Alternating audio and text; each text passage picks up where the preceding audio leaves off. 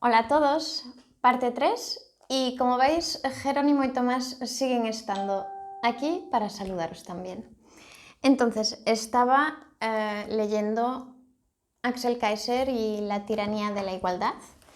Entonces estaba en el primer capítulo y estaba en el apartado la ficción del interés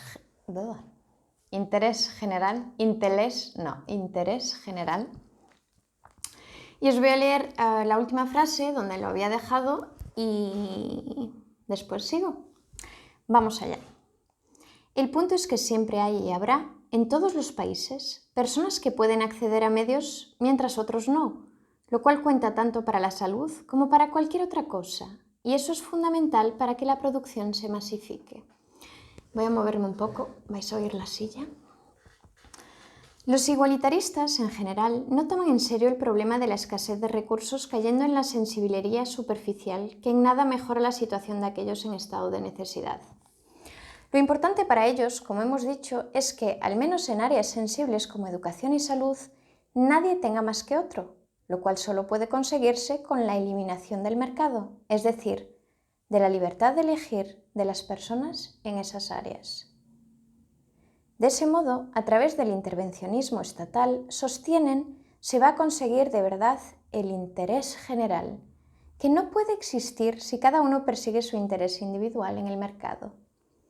No deja de ser interesante notar que para la mentalidad socialista y derechista, la comunidad y el interés general se construyen fundamentalmente desde el Estado y no desde la sociedad civil.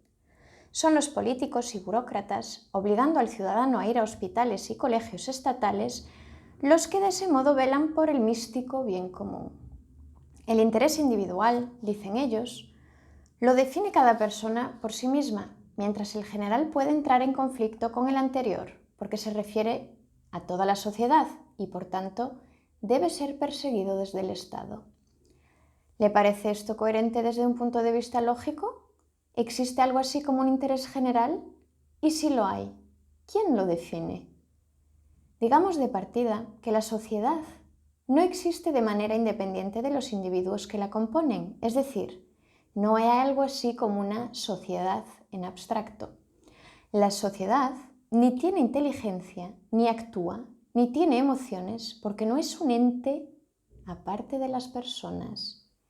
Max Weber, padre de la sociología moderna, explicaría, refutando las visiones sociológicas holistas y colectivistas, lo siguiente. Para fines sociológicos no existe algo así como una personalidad colectiva que actúa. Cuando se hace referencia en el contexto sociológico a un Estado, nación o corporación o colectividades similares, lo referido es solo cierto tipo de desarrollo de acciones sociales actuales o posibles de personas individuales. Si Weber tiene razón, entonces la sociedad no puede tener intereses distintos a los de sus miembros y el interés general debe necesariamente coincidir con lo que interesa a cada uno de los integrantes de la sociedad.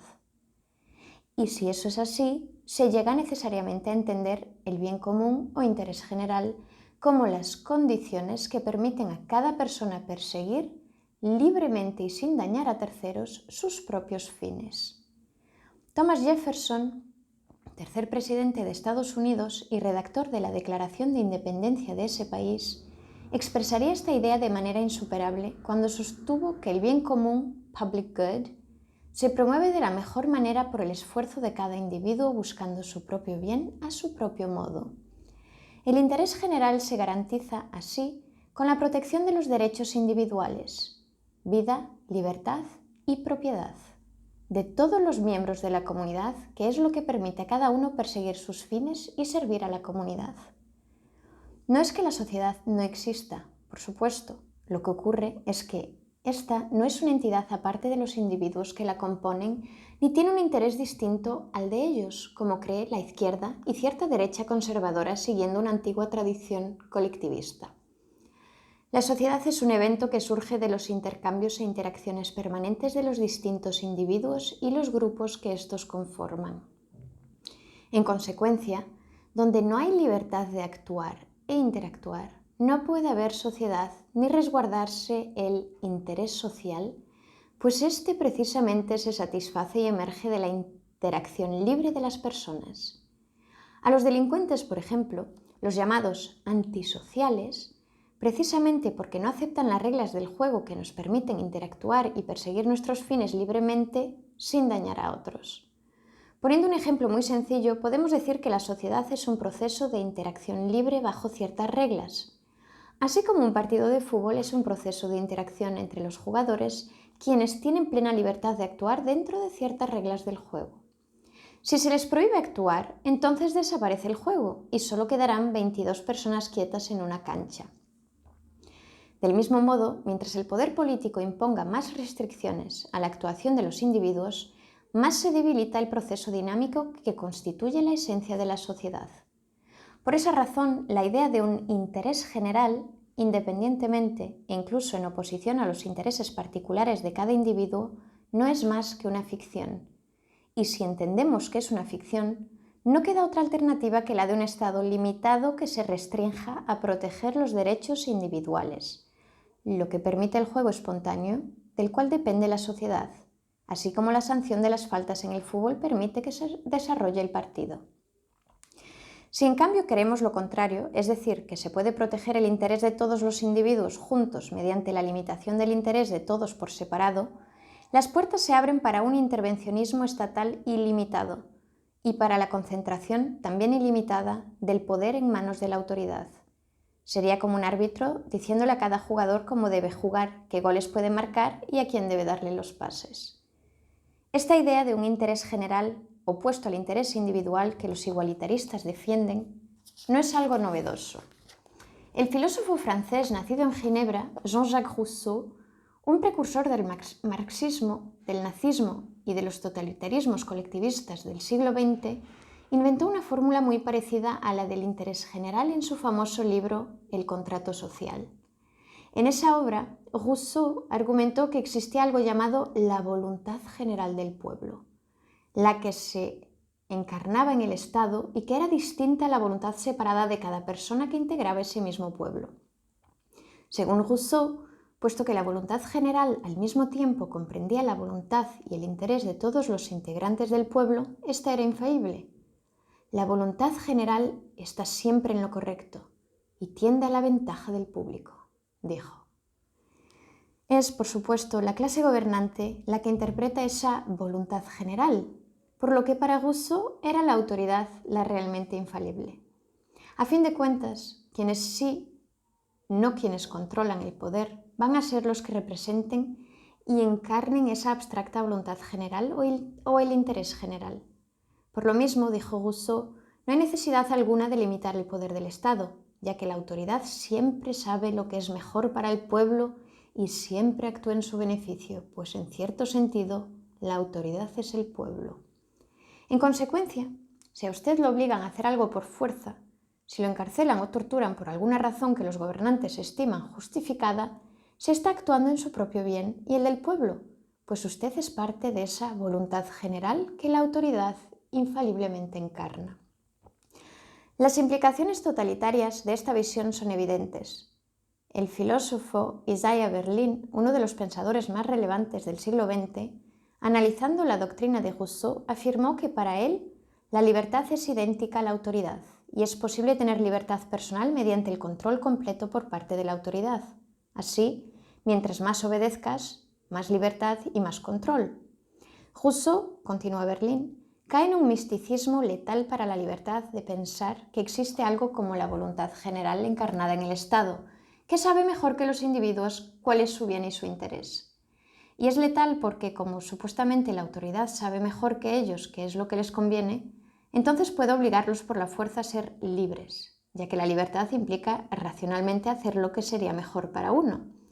Berlin aclara que fue esta doctrina la que sirvió de justificación para Robespierre y sus crímenes durante la sangrienta Revolución Francesa, para Hitler, Mussolini y los comunistas en general.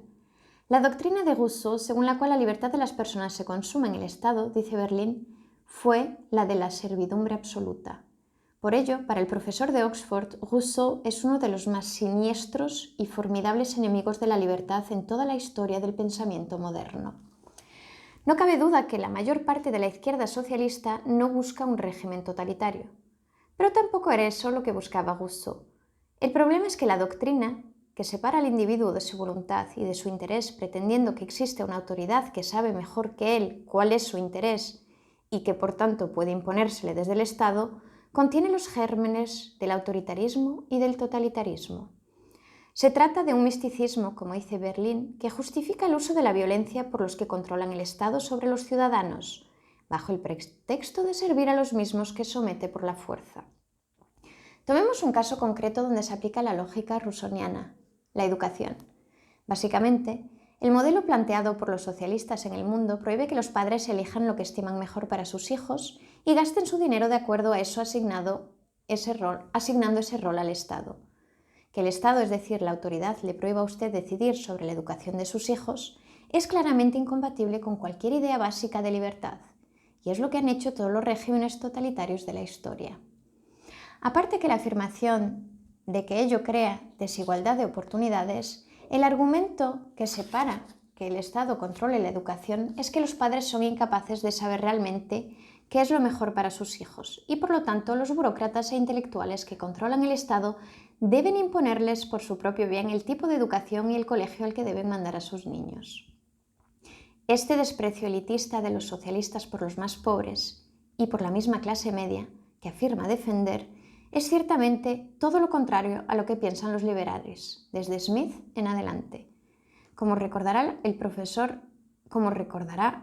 Samuel Fleischhacker. No es Fleischhacker, es Fleischhacker. En el contexto del siglo XVIII, Smith presenta una imagen notablemente dignificada de los pobres, una imagen en que estos toman posiciones y opciones tan respetables como aquellas de sus superiores, donde en realidad no hay inferiores o superiores. Para buena parte de la izquierda, en cambio, la solución es que el Estado, esa figura semidivina que sabe mejor que el resto lo que le conviene, arrebata a los padres incapaces la libertad de elegir. Así, esta doctrina rousseauiana, que separa el interés general de los intereses individuales, acrecienta el poder de los gobernantes sobre la vida de las personas, justificándose en que a mayor control sobre ellas, mejor para éstas, pues más libres serán después gracias a la sabia decisión que la autoridad les impuso. Por cierto, el Estado no tiene por qué detenerse a la educación.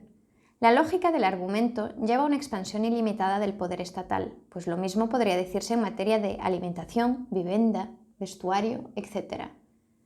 ¿Acaso la gente no se deja seducir en todos esos casos por la publicidad tomando decisiones que muchas veces no son óptimas para ellos? ¿Por qué detenerse a la educación si creemos que el Estado, como encarnación del interés general, debe cumplir el rol de resguardar a la gente de su propia estupidez? La verdad, sin embargo, es que no solamente son los burócratas y políticos en general mucho más incompetentes que los mismos ciudadanos para resolver los problemas que estos tienen, sino que además hay un tema de principios involucrado. Pues supongamos que efectivamente usted no sabe lo que le conviene. ¿Acaso no corresponde a su libertad y responsabilidad tomar las decisiones que le afecten a usted y a su familia? Aun si fuéramos gobernados por ángeles de nobles intenciones que siempre conocen nuestro bien mejor que nosotros, ¿estaríamos dispuestos a aceptar que nos impongan todos los días cómo debemos vivir nuestras vidas? Claramente no. Y esto es lo que los estatistas olvidan. La gente desea preservar su libertad, aunque pague costes por ejercerla, porque es parte integral de su dignidad. Muy bien, lo dejamos aquí en la página 29 y el próximo apartado será el liberalismo y el mercado, demasiado inhumanos. ¡Nos vemos!